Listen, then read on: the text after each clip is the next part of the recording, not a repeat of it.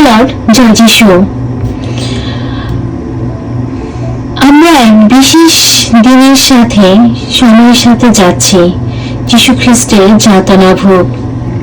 খ্রিস্টিতে আমার প্রিয়জনেরা, আমার প্রিয় ভাই ও বোনেরা,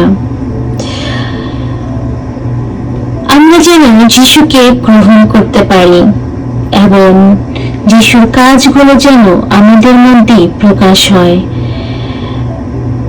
তাই আমাদের মনের মধ্যে অনেক সময় প্রশ্ন চলে আসে, আমি প্রার্থনায় আছি, আমি গরিবদের সাহায্য করছি, আমি দশমাংশ দিচ্ছি, তারপরও আমার জীবনের সমস্যা, আমার মিনিস্ট্রিতে সমস্যা, আমার ঘরে, আমার সন্তানের কেন কেন প্রভু? এটা আমাদের সকলেরই প্রশ্ন। আসুন আমরা বাইবেল শুনি। যিশুর একজন প্রিয় মিত্র যোহন লিখিত মঙ্গল সমাচার 11 অধ্যায় 4 থেকে। কিন্তু যিশু এই সংবাদ পেলেন যখন লাসার মারা গেল, তখন যিশু বললেন, এই অসুস্থ মৃত্যুর উদ্দেশ্য নয়, কিন্তু ঈশ্বরের গৌরবার্থে, যার দ্বারা যেন ঈশ্বরের পুত্র গৌরবমণ্ডিত হন। এই মৃত্যু মরার জন্য হয়নি, ঈশ্বরের গৌরব প্রকাশ করার জন্য হয়েছিল।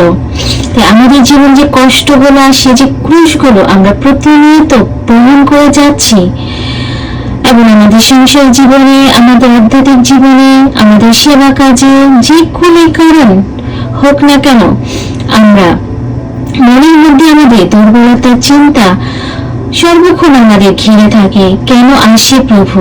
কেন কেন কেন?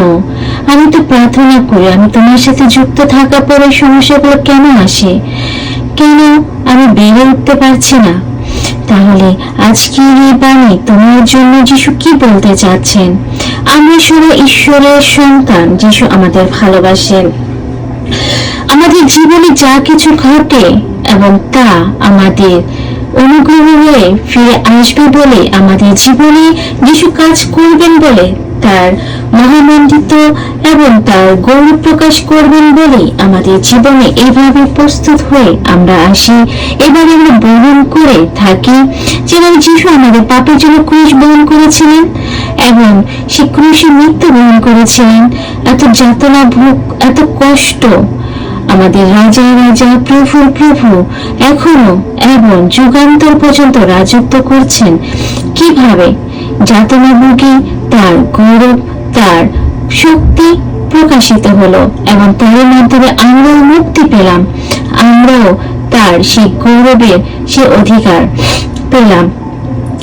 যখন নাকি মার্থা কান্না করতেছিল তার দুঃখ কষ্ট, মার্থা এবং মেরি, তার ভাই মারা গেছে, প্রভু তুমি এখানে থাকলে আমার ভাই মারা যেত না। আমাদের কষ্টে দুঃখে আমাদের সাথে কান্না করার মতো কোনো পার্সোনাল কোনো মানুষ আছে কিনা? তোমার দুঃখে কেউ দুঃখিত হয় কিনা? তোমার সাথে একসাথে প্রার্থনা করে কিনা? তোমার কষ্টগুলো সে শেয়ার করে কিনা? যেভাবে ওখানে বলা হয়েছিল 11 অধ্যায় যোহন লিখিত মঙ্গল সমাচার 33-তে, যিশু যখন দেখলেন মায়ের চোখে জল ফেলছেন, মায়ের চোখে জল ফেলছেন এবং তার সঙ্গে যে ইহুদিরা এসেছিল তারও চোখে জল ফেলছে, তখন আত্মায় উচ্চকিত হলেন ও কম্পিত হলেন। তিনি জিজ্ঞেস করলেন, তাকে কোথায় রেখেছ? যখন আমাদের কষ্টের সঙ্গে আরো এক দুজন একসাথে মিলিত হয়ে প্রার্থনা করে আমরা কষ্টে যাতনা করি, তখন যিশু আমাদের কষ্টটাকে বহন করেন।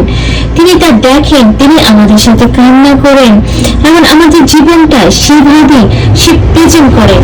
এই পরিস্থিতির মাধ্যমে যিশু তার গৌরব মহিমা প্রকাশ করছেন আমাদের জীবনে, আমাদের জীবনের মাধ্যমে। তাই আমাদের জীবনে এগুলো আসে আশীর্বাদের জন্য। যখন আমরা চিন্তা করি আশীর্বাদের দিক, যখন আমরা চিন্তা করি এটার মধ্যে অনেক বড় অনুগ্রহ লুকিয়ে আছে, তখন এই কষ্টগুলো যেন কষ্ট মনে হবে না।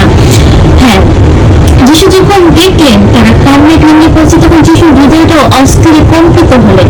আর তখন সেখানে মনের কেমন হলো, রাস্তার কবর থেকে বেরিয়ে আসলো, যিশু তাকে জীবন দান করলো।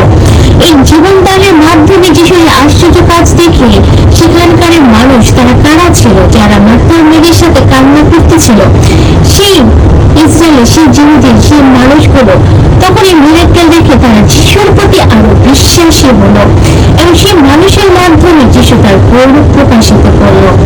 এখন আমরা শুনি 11 অধ্যায় 45 থেকে, যে ইহুদি মা মারিয়ার কাছে এসেছিল এবং যিশু যা সাধন করলেন তা দেখতে পেয়েছিল, তাদের অনেকেই তার প্রতিবেশী হয়ে উঠল।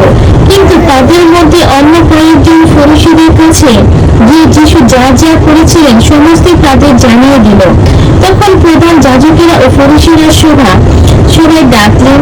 তারা বললেন, আমরা কি করি? ওই লোকটা তো বহু চিহ্ন কর্ম সাধন করছেন।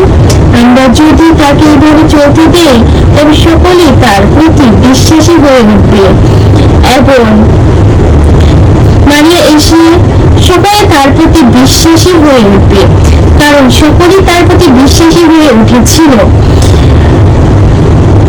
কারণ সেখানে যারা মিরাক্কেল দেখেছিল তারা সকলেই যিশুর প্রতি আরো বিশ্বাসী হয়ে উঠেছিল। তখনই তাকে হোসানা হোসানা বলে প্রভু যিশু, সে রাজা, তাকে সম্মান দান করলেন, যে সে রাসূলকে জীবন দান করেছেন, সে তো প্রভুর রাজা রাজা, সে মিরাক্কেল করেছেন। তখনই সবাই তার প্রতি বিশ্বাসী হয়ে উঠল।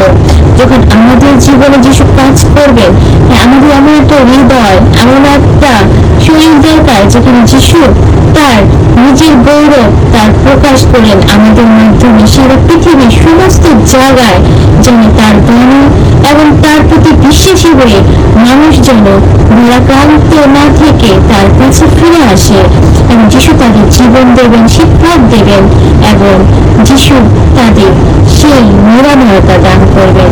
খ্রিস্টের আমার প্রিয়জনেরা, যাতনাভোগে আমরা গভীরভাবে চিন্তা করি প্রভুর কষ্টগুলো এবং আমাদের নিজেদের কষ্ট হলো তার কাছে সমর্পণ করি, কারণ এটা আশীর্বাদে এবং অনুগ্রহে ফিরে আসবে আমাদের কাছে এবং আমাদের মাধ্যমে অনেক মানুষের কাছে যাবে এবং তাদের যিশুর গৌরব হবে, প্রকাশ হবে, যিশুর নামের স্মৃতি হবে এবং যিশুর প্রতি বিশ্বাসী হবে, তারা জীবন পাবে।